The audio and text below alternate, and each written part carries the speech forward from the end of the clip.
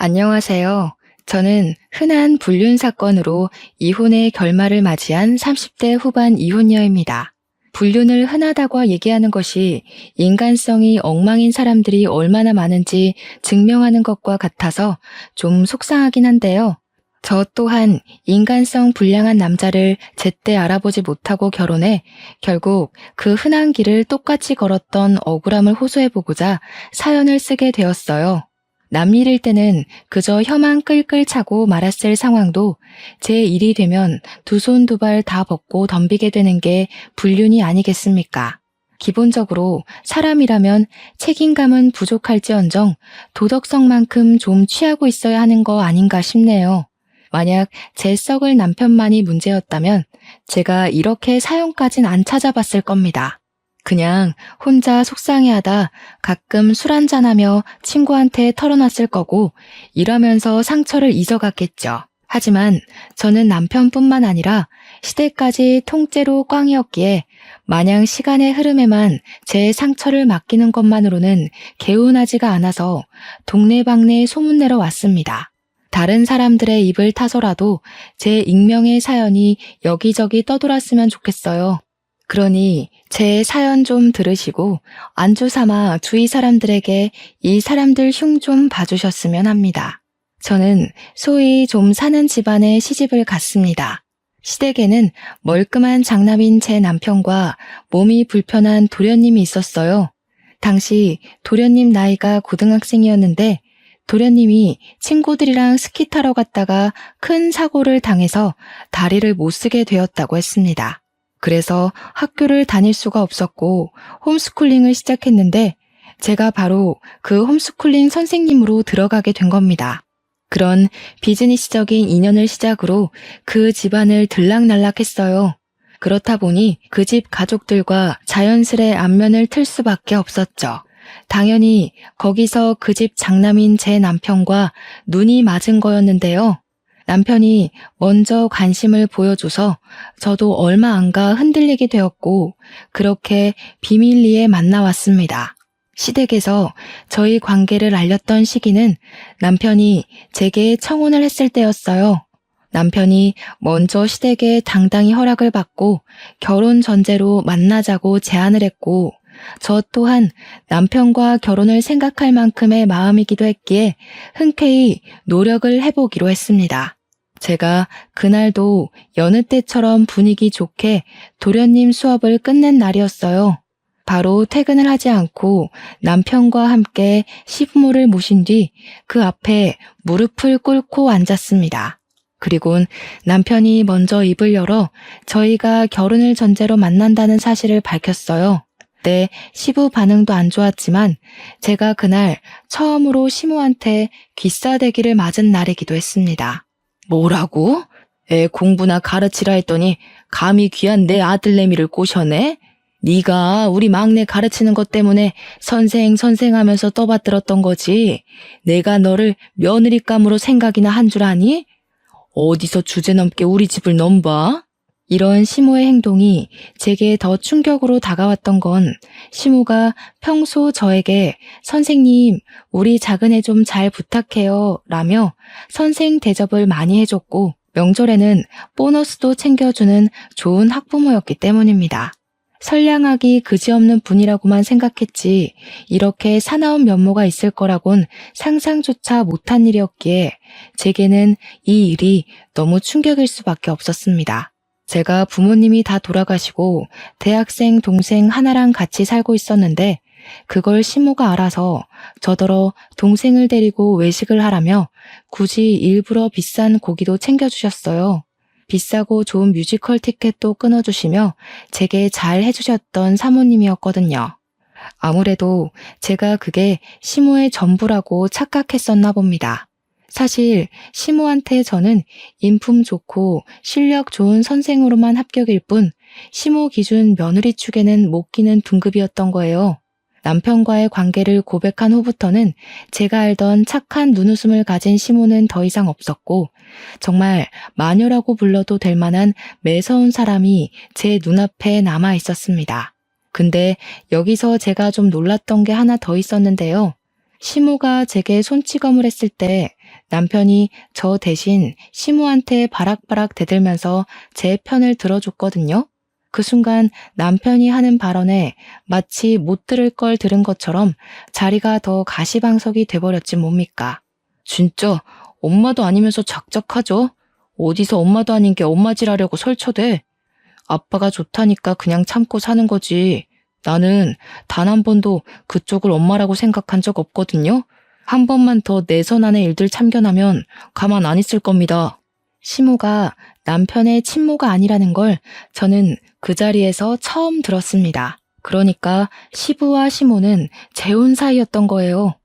그렇다면 남편이 자식이 아닌 것처럼 도련님도 아마 시모의 자식이 아니지 않을까. 그땐 그렇게 생각했습니다.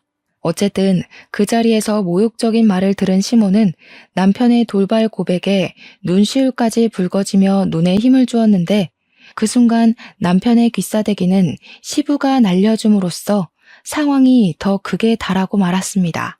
건방진 녀석, 뱃다시기 키워준 엄마한테 지금 뭐라고 짓거리는 거냐?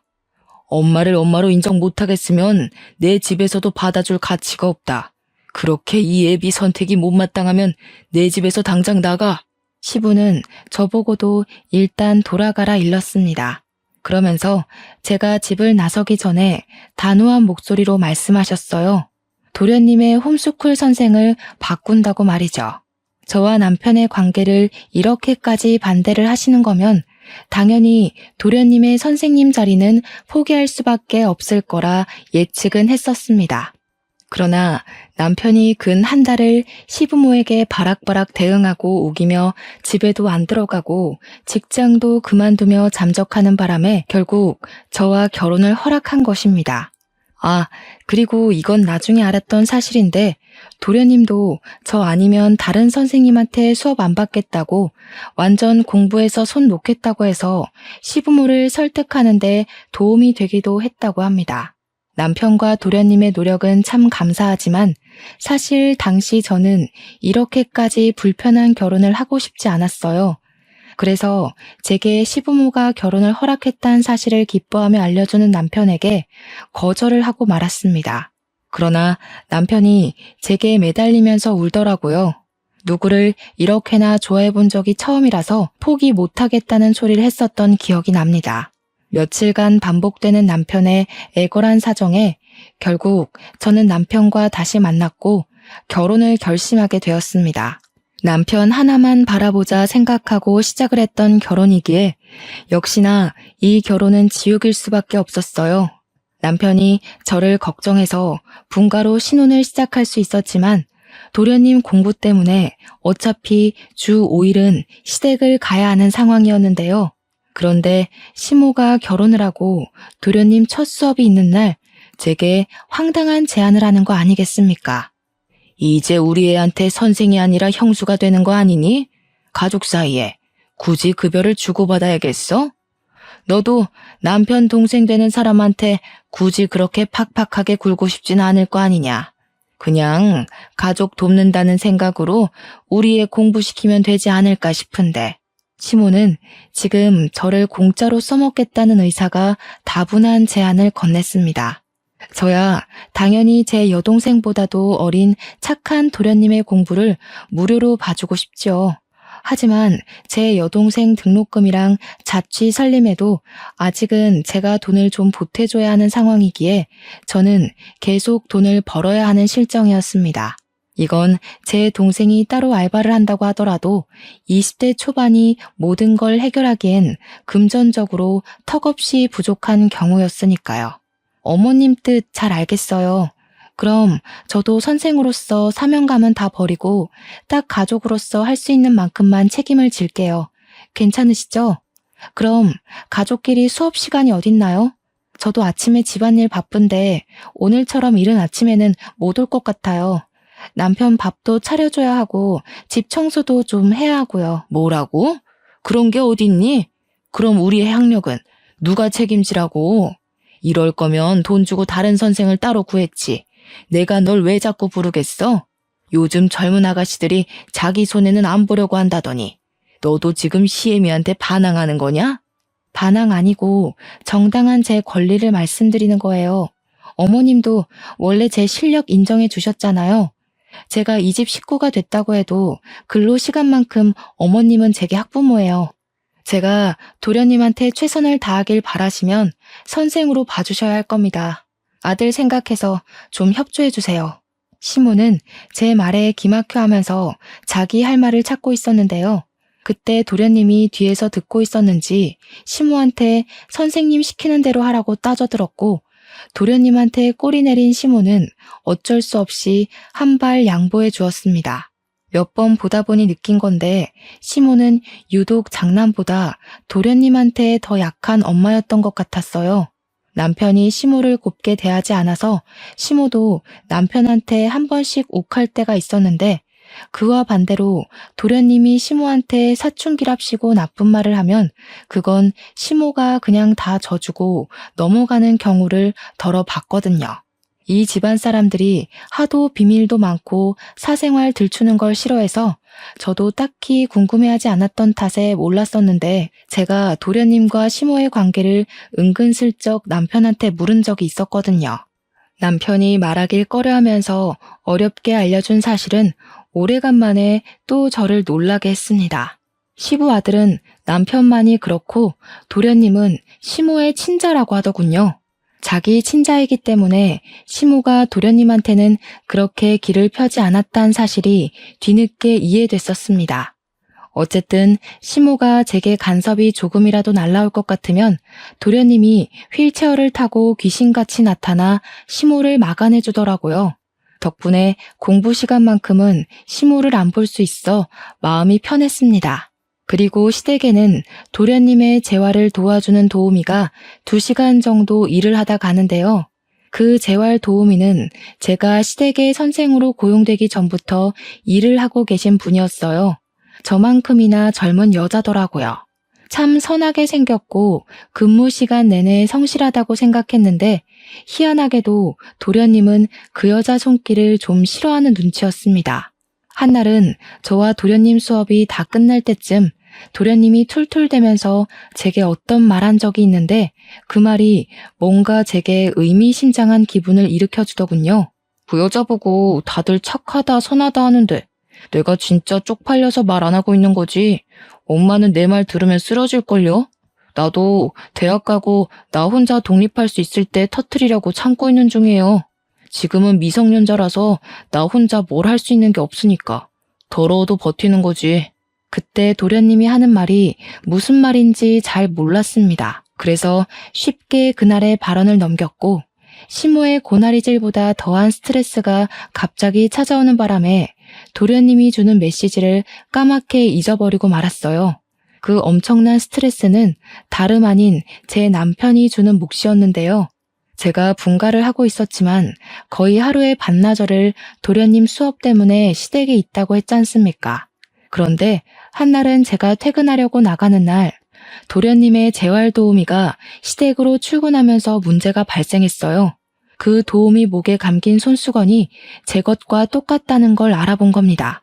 우연히 똑같은 거겠지라고 생각할 수 없었던 건, 그 손수건은 제 동생이 제 생일날 손수 만들어서 준 제작물이었습니다. 그래서 저는 신뢰를 무릅쓰고 바로 도우미를 붙잡아 물었어요. 죄송한데 그 손수건 어디서 나셨어요? 제가 아는 물건이랑 똑같아서요.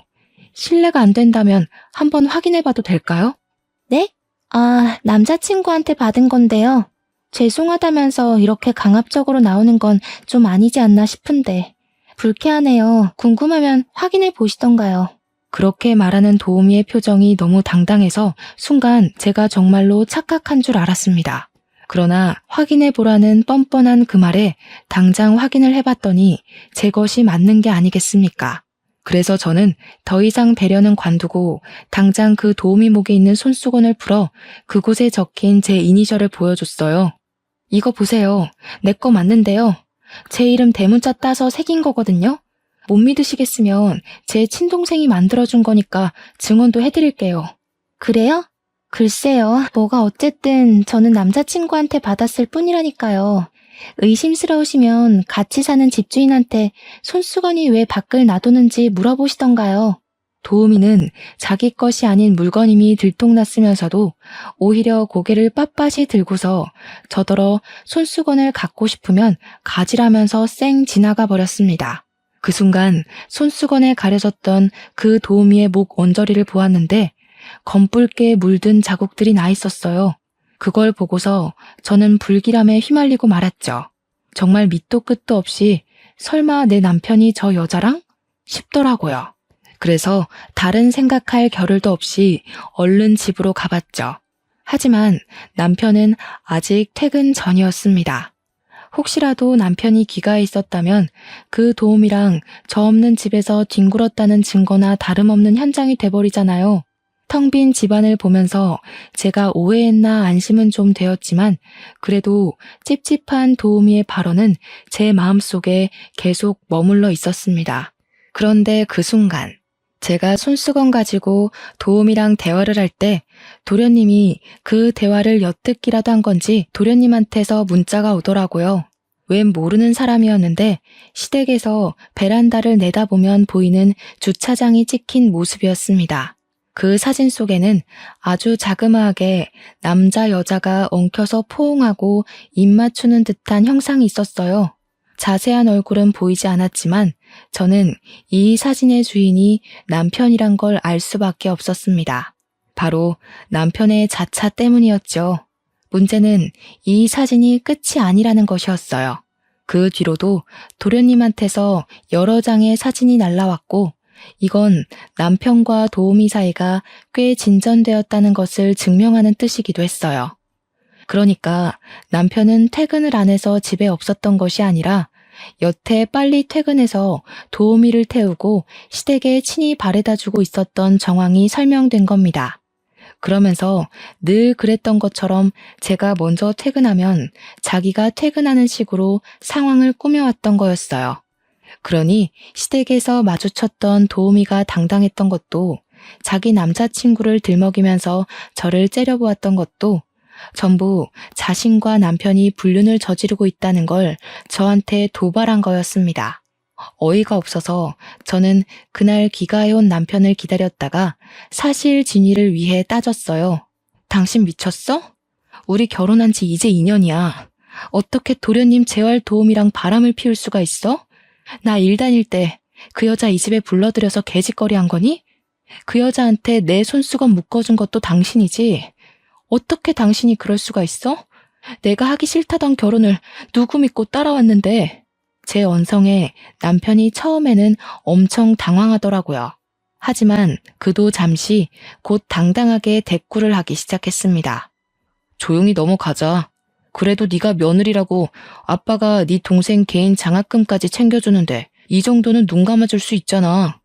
솔직히 한 사람이랑 2년 살았으면 이미 단물 빠진 껌 씹는 거나 마찬가지 아니야? 너도 나 질리지 않아? 우리 동생이라도 만나볼래? 아, 미성년자라 그건 좀 범죄인가? 결혼하기 전 제 발목을 잡으면서 기었던 남자가 맞나 싶을 정도로 남편은 인간 말종 쓰레기가 되어 있었습니다.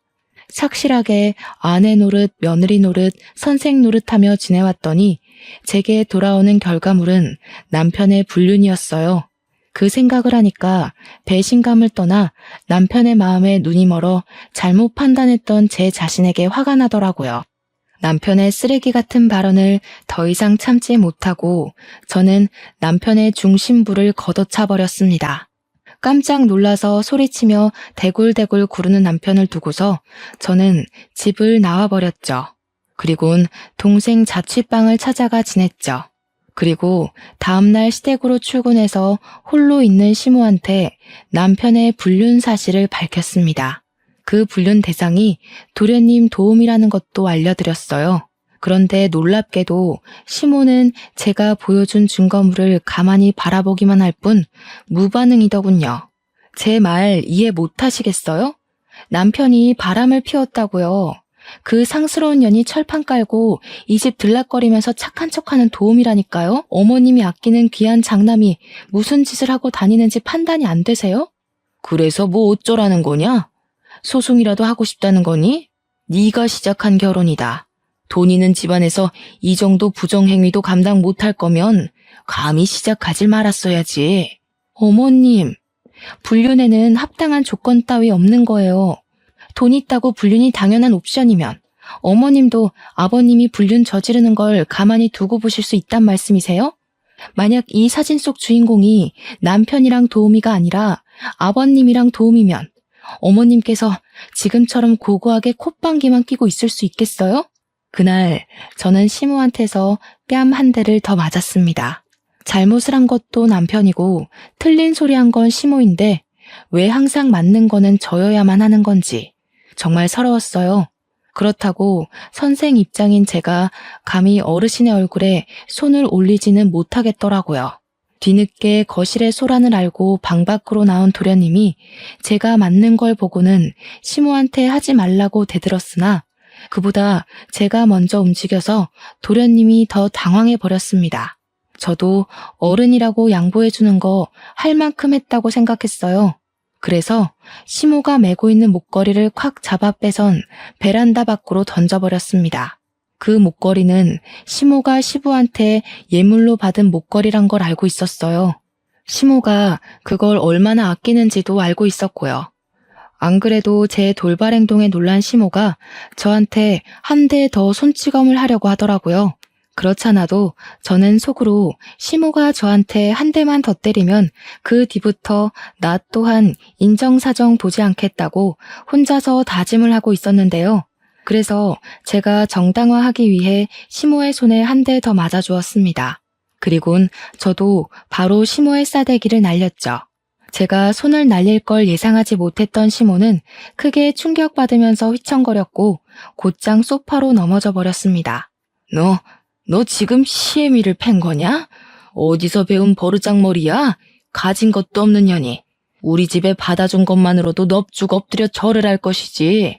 정신 나갔다고 시애미 뺨따구를 날려? 돈 많은 집안인데 며느리랑 갈등이 이 정도는 될 거란 각오도 안 하셨어요? 고분고분 웃어 넘겨주는 며느리가 필요했으면 끝까지 저는 안 된다고 거절하셨어야죠. 이런 식으로 뒤늦게 노망나짓 할 게 아니라 짐승만도 못한 장남 쥐업해서라도 결혼을 말렸어야죠. 어머님이 며느리한테 이 정도 취급밖에 못 받는 건 어머님이 자초하신 거나 마찬가지예요. 저는 남편을 소송하겠다고 떵떵거린 뒤 그날은 도련님 수업을 못 봐주고 바로 시댁을 나와버렸습니다. 그러고는 홧김에 바로 소송장 쓰려고 지하 주차장에 주차해 놓은 제 차에 올라탔는데요. 그러자마자 제 눈앞에 보인 두 형상을 보고 저는 충격의 도가니에 휩싸였어요.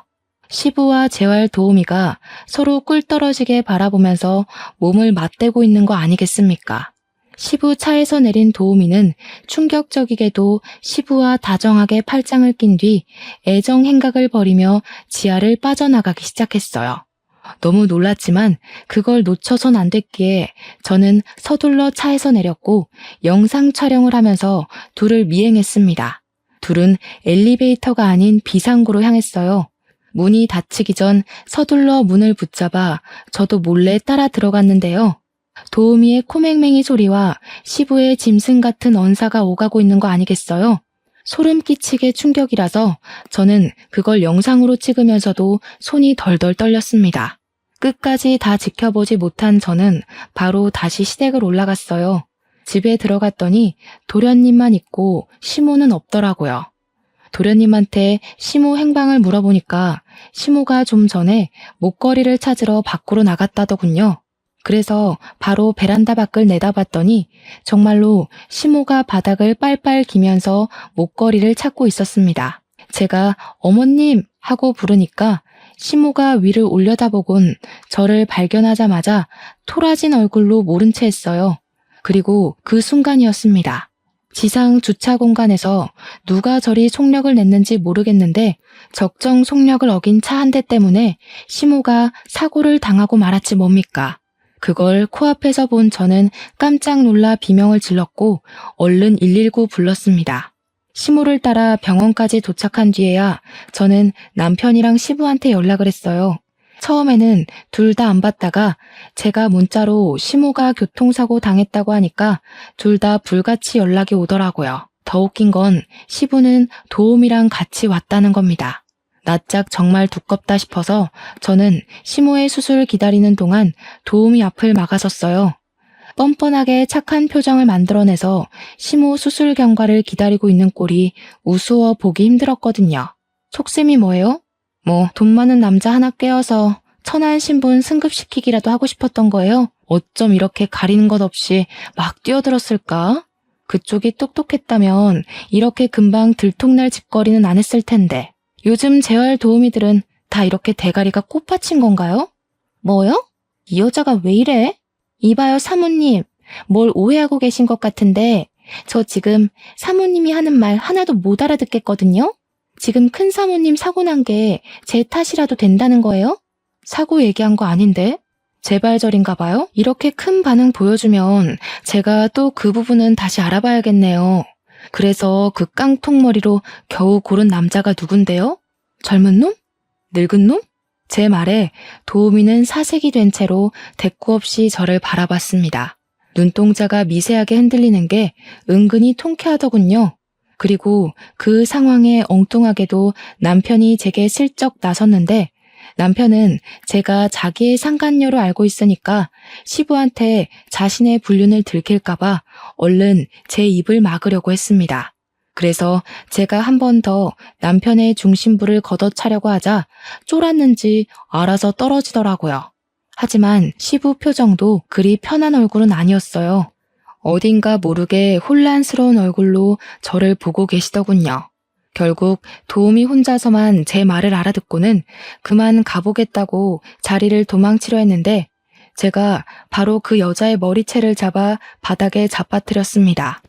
그러니까 진짜 웃기게도 남편이랑 시부가 펄쩍 뛰며 둘 다 도우미를 챙기기 급급하더라고요.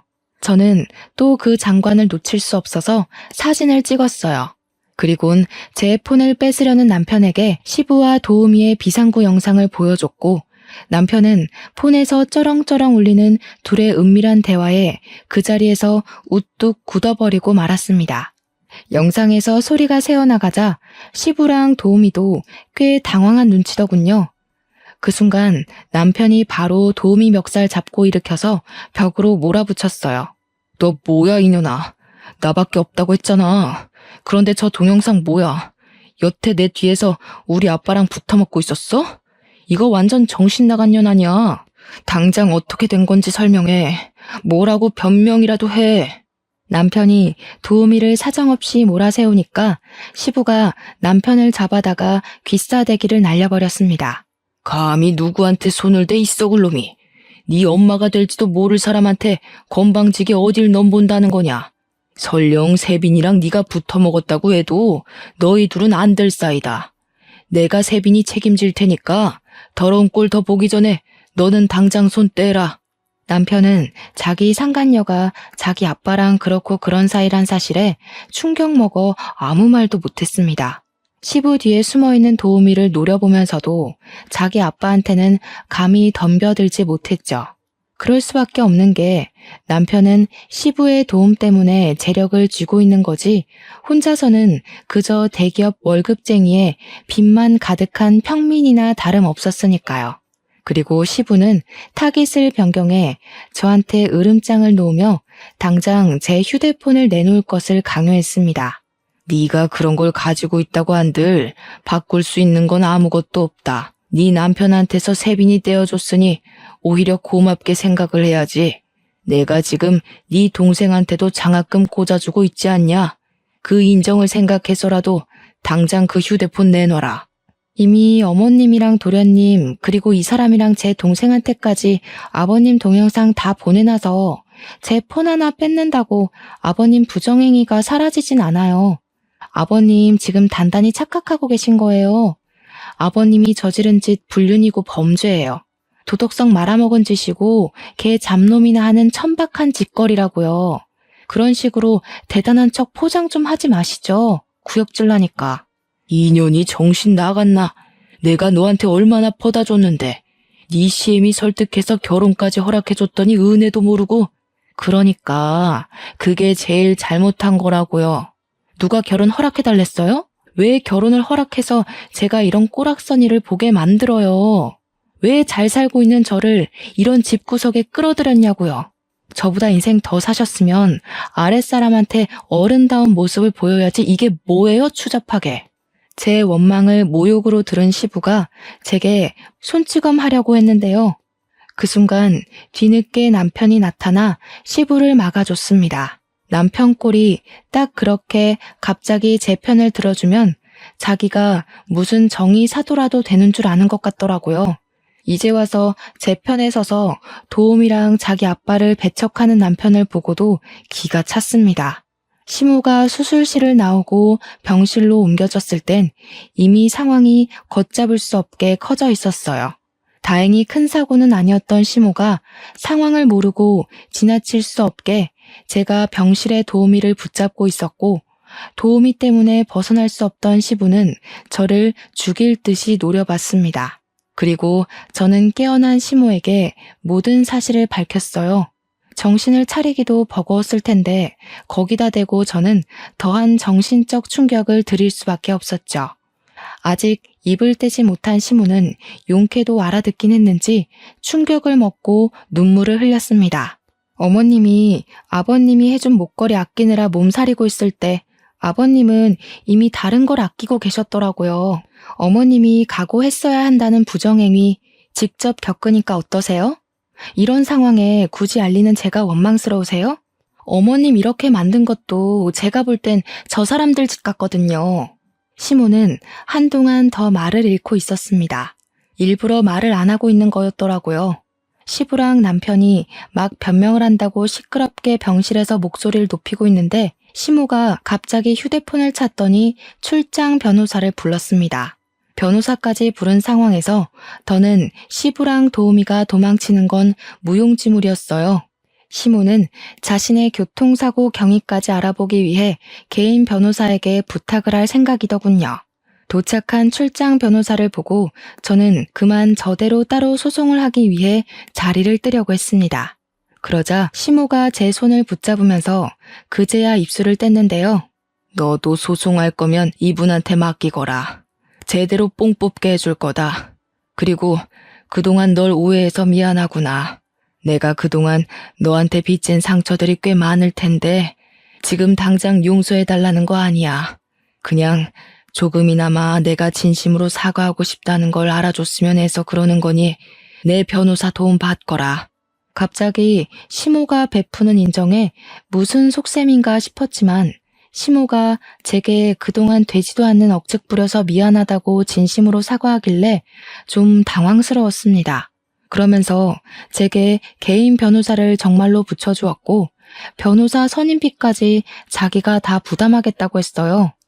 이제 와서 그런다고 제 마음속 상처가 아물지 않는다고 했더니 시모가 다 안다면서 용서를 바라는 게 아니니 구차하게 빌 기회는 달라고 하더군요.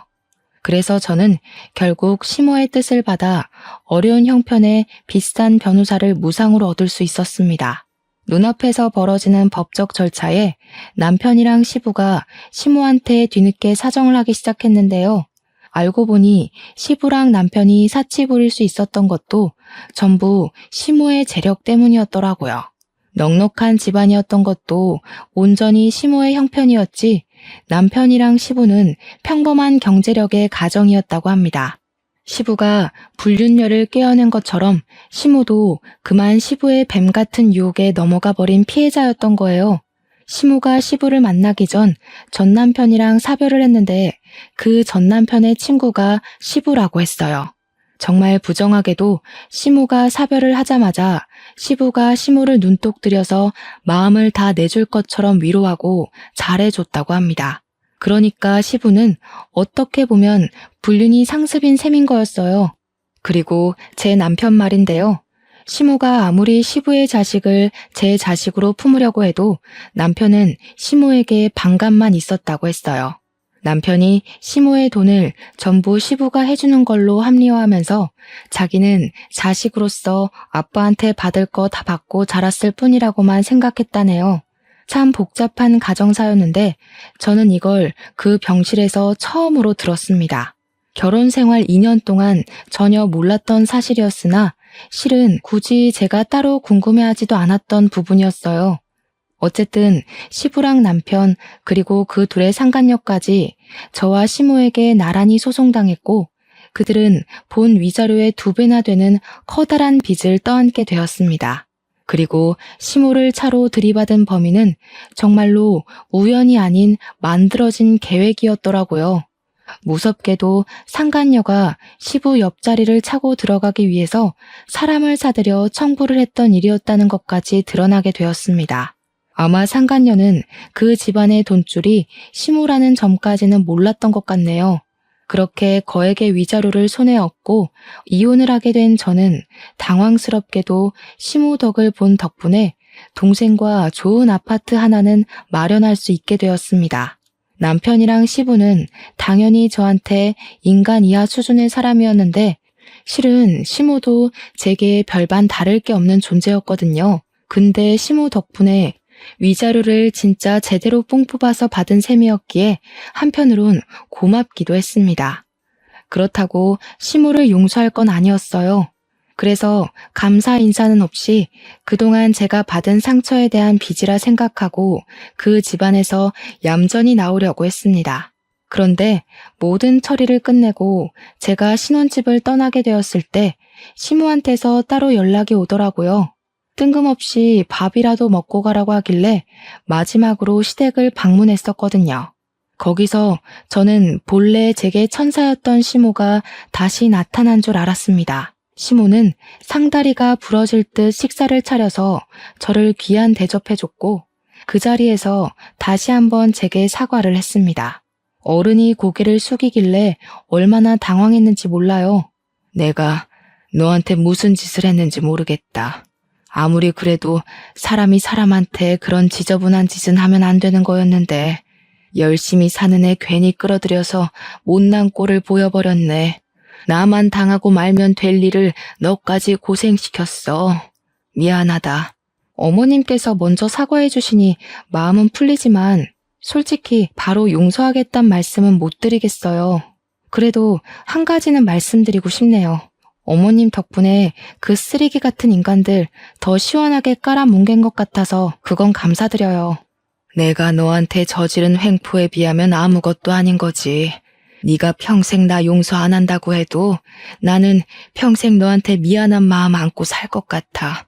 그러니까 내 도움이 필요하면 언제든지 손 내밀어 줬으면 좋겠어. 시임이었던 사람인 게 불편하면 우리 막내 학부모라고 생각해도 좋고. 시모는 원래 제게 나빴던 사람이 아니었잖아요. 과거에 제게 무척 친절했던 학부모였단 생각이 들자 저도 마음이 더 풀리더라고요. 심지어 시모가 저한테 자신이 받은 위자료의 일부까지 떼어주려고 했어요. 당연히 처음엔 완강하게 만류했지만 시모가 남한테 몹쓸 죄 짓고 편하게 발 뻗고 못 잔다면서 자기 마음 조금이라도 편하자고 돈으로라도 주는 거니 받으라 하길래 그 뇌물까지 받고 말았습니다. 그 때문에 저는 비록 며느리로서는 끝이 난 사람이지만 도련님 홈스쿨은 끝까지 도맡아 주기로 했어요. 시모가 그렇게 바랬던 무상으로 제가 선뜻 먼저 제안을 했죠. 사실상 시모가 떼어준 위로금이 많아서 월급을 선불로 다 당겨받은 셈이나 다름없었거든요. 여기서 월급까지 받는 건 저야말로 두 발 뻗고 못 잘지도 모를 일이었죠. 저 또한 어르신한테 손찌검하고 폐륜적인 발언을 많이 발설했으니까요. 맞다. 이건 도련님이랑 수업을 하다가 나중에 알게 된 사실인데요. 도련님은 제 남편은 물론 시부의 불륜까지도 알고 있었다고 하더라고요. 남편이랑 시부가 번갈아 가면서 시모 외출했을 때를 틈타 도움이랑 애정행각하는 걸 봤다고 하는 거 아니겠어요? 말을 못했던 건 표면적으론 자신이 아직 미성년자기 때문에 가정을 파탄내고 홀로 서게 할 수 없었기 때문이었고 실상은 시모 또한 이 사실을 다 알고 있었기에 차마 자신의 엄마를 위해서 나설 수가 없었다고 했습니다. 시모가 알고 있었던 게 무슨 말이냐고 했더니 도련님이 당황스러운 사실을 하나 알려주었는데요. 제가 그 집에 선생으로 들어가기 전부터 재활 도우미가 시댁을 들락날락하고 있었던 건 알고 있던 사실이래요. 그런데 재활 도우미가 자기한테 집안 여건에 대해서 이러쿵저러쿵 묻더라는 게 아니겠습니까?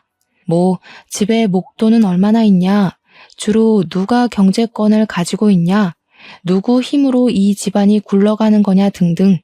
도련님이 미성년자라는 이유로 살살 구슬려서 도우미가 어린애 입을 통해 시댁을 사전조사하려고 했답니다. 거기서 도련님은 머리를 한 번 더 굴렸대요. 자기 기준에서 시부랑 남편이 자기 집에 빈대처럼 들러붙어 마음대로 자기 엄마 재력을 쥐고 누리는 게 마음에 안 들었다고 해요. 미성년자가 힘이 없어서 그렇지 힘만 생기면 시부랑 남편을 당장 떼어놓을 생각이었더라고요. 그래서 그 계획에 도우미를 이용하기로 했다는 거 아니겠습니까? 도우미에게 이 집안의 실세는 시부랑 남편이라고 엉터리로 알려주곤 도우미가 시부랑 남편에게 알랑방귀 끼도록 손수 도왔대요. 그런 과정에서 제가 등장을 했고 남편이 제게 빠져 한눈 파는 바람에 도련님 계획에 순간 차질이 생겨 이 길을 빙빙 둘러오게 된 거라고 했습니다. 그제야 저는 도련님이 지난 수업 때 제게 쪽팔리네 어쩌네 하면서 의미심장한 발언을 했던 것이 이해되더라고요. 도련님은 뒤늦게나마 제게 이런 사정을 미리 언질해주지 못해 이런 더러운 꼴에 섞여들게 한 것이 미안하다고 했습니다. 그렇네요. 도련님이 미리 언질을 줬다면 제가 이 집에 시집을 가는 일은 없었겠네 라는 생각이 순간 들긴 했어요. 하지만 뼈를 깎는 고통을 느꼈기 때문에 제 손에 부가 쥐어진 게 아닌가 싶습니다. 이미 지나간 일이고 제게 일어날 일이었을 거라고 생각을 해요. 이렇게 보낸 시간마저도 다 제 삶의 미천이 아니겠습니까? 1년이 지난 현재 더 이상은 그들을 원망하고 있지 않아요. 원망이 남았을 만큼 그 사람들을 기억하고 있지 않거든요.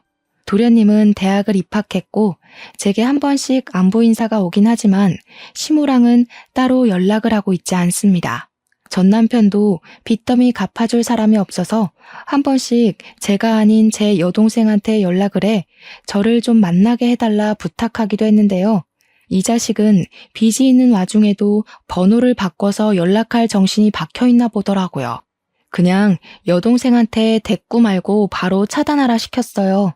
그러니 이제는 전 남편 흔적도 점점 없어지더군요.